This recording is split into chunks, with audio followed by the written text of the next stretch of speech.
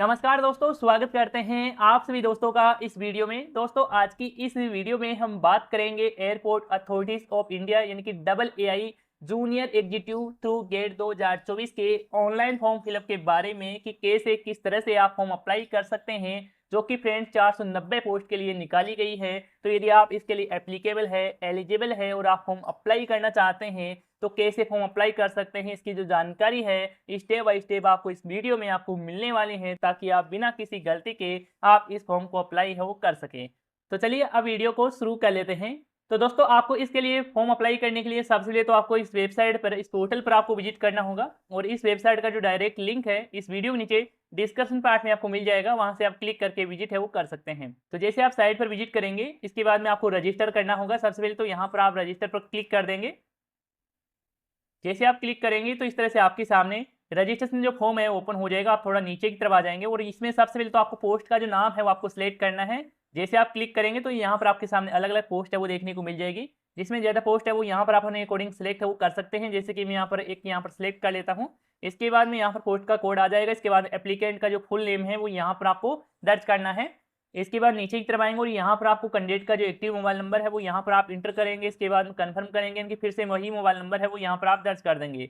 इसके बाद में अल्टरनेटिव मोबाइल नंबर है, यानी कि आपके पास कोई दूसरा मोबाइल नंबर है तो यहाँ पर आपको अल्टरनेटिव मोबाइल नंबर में यहाँ पर आपको दर्ज कर देना है। इसके बाद में कैंडिडेट का जो वैलिड ईमेल आईडी है वो यहाँ पर आप इंटर करेंगे। इसके बाद में अपने ईमेल आईडी को कंफर्म करना है कि फिर से अपनी ईमेल आईडी को दर्ज करना है। इसके बाद में आपको जनरेट ओटीपी का बटन देखने को मिल रहा है, इसी पर आपको क्लिक करना है। इसके बाद में आपके मोबाइल नंबर और ईमेल आईडी पर एक एक ओटीपी है वो भेजा जाएगा, तो दोनों ओटीपी को आपको डाल देना है। इसके बाद में आपकी ओटीपी है वो वेरीफाई हो जाएगी। इसके बाद नीचे की तरफ आएंगे और यहाँ पर आप एग्री करेंगे, टिक कर देंगे।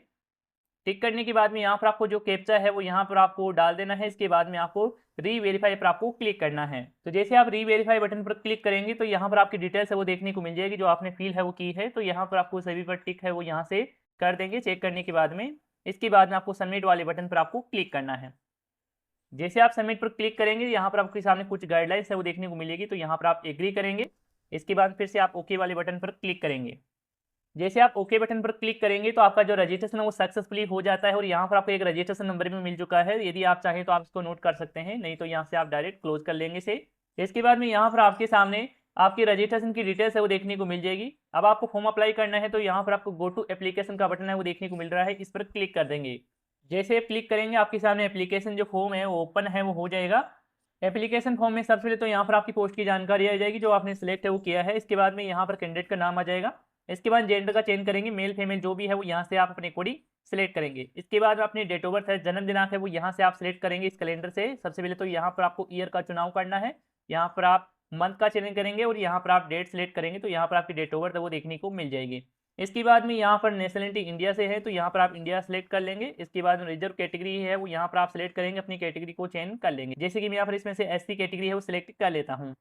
इसके बाद में आपको अपने फादर का जो नाम है, फुल नेम है वो यहाँ पर आपको दर्ज करना है। इसके बाद अपनी मदर का नाम भी यहाँ पर आप डाल देंगे, दर्ज कर देंगे। इसके बाद मैरिटल स्टेटस का चेंज करना है, यदि आप मैरिड है तो आप मैरिड सेलेक्ट करेंगे, अनमेरिड है तो अनमेरिड आप सेलेक्ट कर लेंगे। इसके बाद रिलीजन यानी कि धर्म क्या है, हिंदू मुस्लिम सिख ईसाई जो भी धर्म है वो यहाँ से चेंज कर लेंगे। इसके बाद में यहाँ पर आपके मोबाइल नंबर और ईमेल आईडी वो देखने को मिल जाएगी। इसके बाद नीचे की तरफ आ जाएंगे। नीचे की तरफ आएंगे तो यहाँ पर आपको बेंचमार्क डिसेबिलिटी पर्सन के लिए पूछा जा रहा है। यदि आप डिसेबिलिटी पर्सन है तो यहाँ पर आप इसमें यस का चेंज करेंगे, तो इसमें कैटेगरी सी का चेंज करेंगे। इसके बाद टाइप ऑफ डिसेबिलिटी का चेंज करेंगे, जो भी है वो यहाँ से सिलेक्ट करेंगे। इसके बाद परसेंटेज ऑफ डिसेबिलिटी का चेंज कर लेंगे। नहीं लागू होता है तो इसमें आप नो का चेंज करेंगे। इसके बाद में यहाँ पर आपसे पूछा जाएगा एक्स सर्विसमैन है तो यहाँ पर आप यस का चेंज करेंगे और अपनी सर्विस की जानकारी है वो यहाँ पर आप दे देंगे। नहीं है तो आप इसमें भी नो का चेंज करेंगे।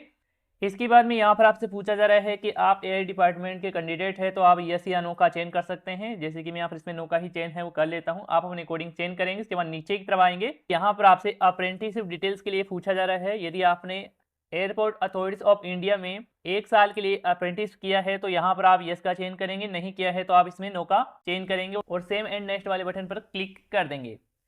इसके बाद में अगला जो स्टेप देखने को मिलता है कम्युनिकेशन डिटेल्स के लिए, यानी कि इसमें अपने एड्रेस की जानकारी है, एड्रेस की डिटेल्स है वो आपको फिल करना है। तो सबसे पहले तो एड्रेस वही फिल करेंगे जो आपका प्रेजेंट एड्रेस है। सबसे पहले तो यहाँ पर अपना एड्रेस फुल फिल कर देंगे। यदि आपका एड्रेस एक लाइन में नहीं आ पाता है तो आप एड्रेस सेकेंड लाइन का यूज है वो कर सकते हैं। इसके बाद कंट्री का नाम चुनेंगे, जैसे कि मैं यहाँ पर इंडिया रख लेता हूँ। इसके बाद स्टेट जो भी है वो यहाँ से आप सिलेक्ट कर लेंगे। जैसे कि मैं यहाँ पर इसमें से राजस्थान का चयन कर लेता हूँ, आप अपने कोडिंग चेंज करेंगे, इसके बाद सिटी का चयन करेंगे, जो भी सिटी है वो चेंज करेंगे, इसके बाद अपने एरिया के हिसाब से जो भी पिन कोड रहता है वो यहाँ पर आप फिल कर देंगे 6 डिजिट का। इसके बाद में यहाँ पर आपसे पूछा जा रहा है कि यदि आपका ये प्रेजेंट एड्रेस और परमानेंट एड्रेस दोनों सेम है तो यहाँ पर आप टिक करेंगे, तो यहाँ पर जो भी जानकारी डालेंगे वो ऑटोमेटिकली इसमें फेच है वो हो जाएगी। और यदि आपका ये जो दोनों एड्रेस है अलग अलग है तो यहाँ पर आप इसमें नो का ही चयन करेंगे और यहाँ पर अपने एड्रेस की डिटेल्स है, परमानेंट एड्रेस की डिटेल्स है वो यहाँ पर आप दर्ज कर देंगे। कंप्लीटली एड्रेस की डिटेल्स है वो सही से आप दर्ज कर देते हैं। इसके बाद सेव एंड नेक्स्ट वाले बटन पर आपको क्लिक करना है। इसके बाद में अगला स्टेप देखने को मिलता है क्वालिफिकेशन डिटेल्स के लिए। इसमें आपको अपनी मार्कशीट के अकॉर्डिंग आपको जानकारी है वो आपको दर्ज करनी होगी। तो इसमें सबसे पहले तो आपको अपने 10th क्लास का जो बोर्ड है वो आपको सिलेक्ट करना है, यहाँ पर आपको फिल करना है। इसके बाद पासिंग ईयर का चेंज करना है, जिस ईयर में भी आपने पासिंग किया है वो सिलेक्ट करेंगे। इसके बाद में इंस्टीट्यूट नाम है यहाँ पर आप दर्ज करेंगे। इसके बाद सब्जेक्ट जो भी है वो यहाँ पर आप फिल कर देंगे, आपके 10th क्लास में जो भी सब्जेक्ट थी। इसके बाद में आपको टाइप ऑफ सिलेक्ट करना है कि परसेंटेज वाइज रिजल्ट था या सीजीपीए था, वो यहाँ पर आप सिलेक्ट करेंगे। इसके बाद में आपके मार्क्स की डिटेल्स है वो आपको डाल देना है यदि परसेंटेज वाइज था। इसके बाद में आपके मैक्सिमम मार्क्स कितने थे वो यहाँ पर आपको डालना है। इसके बाद में आपकी परसेंटेज है ऑटोमेटिक कैलकुलेट है वो हो जाएगी और यहाँ पर आपको देखने को मिल जाएगी। एक बार यहाँ से भी आप चेक कर लेंगे। इसके बाद में आपको सेम तरीके से अपने 12th क्लास की भी जानकारी आपको दर्ज करना है। जैसे कि सबसे पहले इसमें भी आप अपने बोर्ड का ही नाम चेंज करेंगे 12th क्लास का। इसके बाद पासिंग ईयर का चेंज करेंगे, जो भी आपने पासिंग ईयर जिस ईयर में पासिंग किया है। इसके बाद इंस्टीट्यूट का नाम डालेंगे, सब्जेक्ट जो भी थी 12th क्लास में वो यहाँ पर डालेंगे। इसके बाद में यहाँ पर आपका रिजल्ट किस तरह से आया था वो यहाँ पर सिलेक्ट करेंगे, परसेंटेज वाइज तो परसेंटेज सिलेक्ट करेंगे।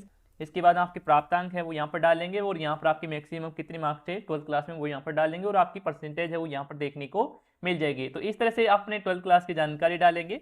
इसके बाद में यहाँ पर यदि डिप्लोमा कोर्स किया हुआ है तो यहाँ पर आप डिप्लोमा की अपनी डिटेल्स वो यहाँ पर दर्ज कर सकते हैं। इसके बाद में दोस्तों यहाँ पर आपको एसेंशियल क्वालिफिकेशन डिटेल्स की यहाँ पर आपको दर्ज करना है। इसमें सबसे पहले तो यहाँ पर आपको डिग्री टाइप आप सेलेक्ट करेंगे कि आप ऑलरेडी से पास कर लिए हैं तो आप पास आउट सेलेक्ट करेंगे। यदि आपने पास आउट नहीं किया है, अभी तक रिजल्ट नहीं आया है, तो आप करेंगे यहाँ पर आप सिलेक्ट कर सकते हैं। जैसे कि आप पास आउट हैं तो यहाँ पर आप सबसे पहले तो डिग्री का जो नाम है वो सिलेक्ट करेंगे, जो भी आपने किया हुआ है वो यहाँ से सिलेक्ट करेंगे। इसके बाद में इंस्टीट्यूट का नाम डालेंगे, यहाँ पर आप ब्रांच सेलेक्ट करेंगे जो भी है, जिस ब्रांच से आपने किया है। जैसे कि इलेक्ट्रॉनिक से किया है तो यहाँ पर सिलेक्ट करेंगे। इसके बाद में मंथ ऑफ ईयर है वो यहाँ से सिलेक्ट करेंगे।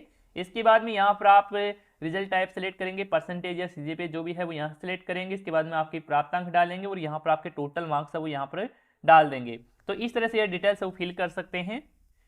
इसके बाद नीचे की तरफ आएंगे तो इसमें आपको एक्सपीरियंस की डिटेल्स है वो पूछी जाएगी। यदि आप एम्प्लॉयर है तो आप इसमें यस का चयन करेंगे, नहीं है तो आप इसमें नो का ही चयन रखेंगे। इसके बाद भी यहाँ पर आपको अपनी गेट एग्जाम की जो डिटेल्स है, जानकारी है वो यहाँ पर आपको डालना है।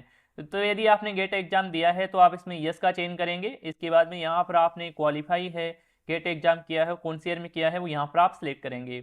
इसके बाद गेट के जो रजिस्ट्रेशन नंबर है वो यहाँ पर आप इंटर करेंगे। इसके बाद कैंडिडेट का जो फुल नेम है वो यहाँ पर आप इंटर कर देंगे। इसके बाद वैलिडेट गेट रजिस्ट्रेशन नंबर पर क्लिक करेंगे। इसके बाद गेट की साइड से आपका जो डाटा है वो पेज किया जाएगा और बाकी डिटेल्स है ऑटोमेटिकली यहाँ पर इसमें देखने को मिल जाएगी। तो ये सभी डिटेल्स है वो दर्ज कर देंगे। इसके बाद आपको सेव एंड नेक्स्ट वाले बटन पर क्लिक करेंगे। अगला स्टेप ओपन होगा। इसमें आपको अपनी पासपोर्ट साइज में फोटो और सिग्नेचर है वो यहाँ पर आपको अपलोड करना है। तो जो फोटो की साइज है वो आप 20 से 50 KB का राउंड रख सकते हैं और फॉर्मेट आपको जेपीईजी फॉर्मेट में ही आपको अपलोड करना है।